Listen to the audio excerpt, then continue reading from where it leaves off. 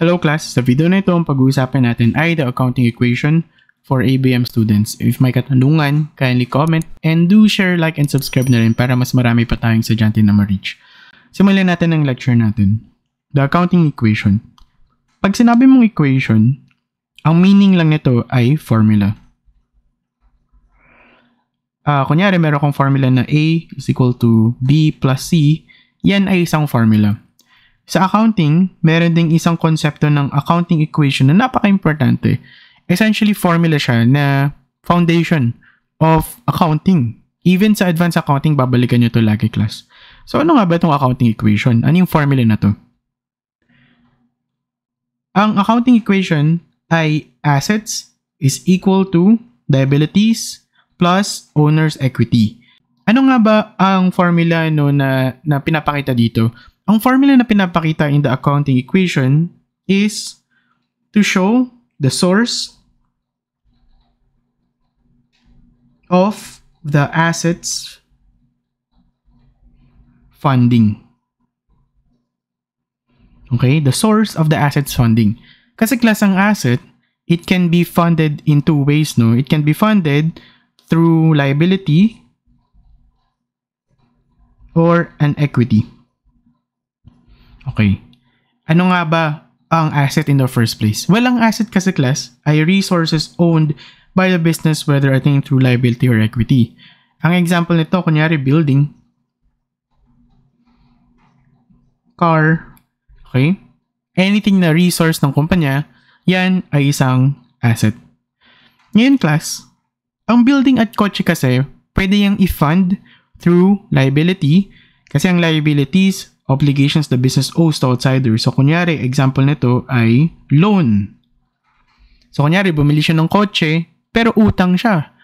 Ang tawag doon ay liability kapag bumili si company ng kotse through the use of a loan. Liability yun.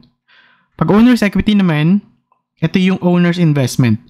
So, let's say, si owner, nag-invest ng pera para bumili ng kotse, ang tawag doon ay investment. Cash investment. So in short, ang pinapakita lang ng accounting equation ay ang assets mo. Nanggagaling yan either from the owners of the company or from outsiders. Pag sinabing outsiders, yung nagpautang.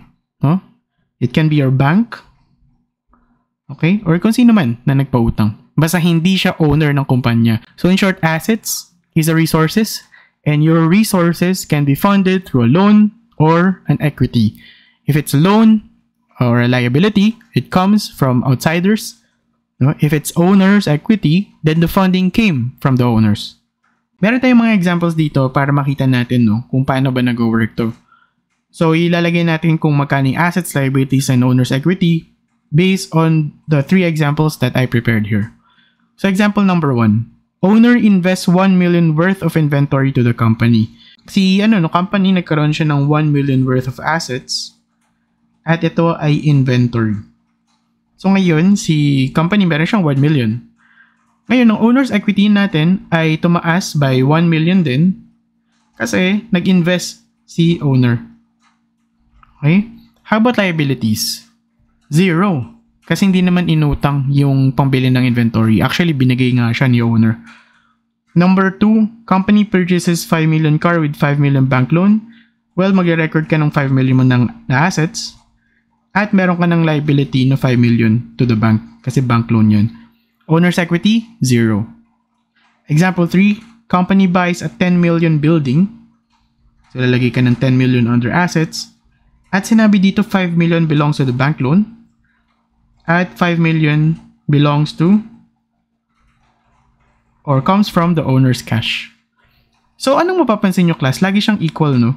Always equal. Kasi, anything na na-receive mo sa kumpanya, kailangan ay merong source to. At ang source na to ay either liabilities or owner's equity.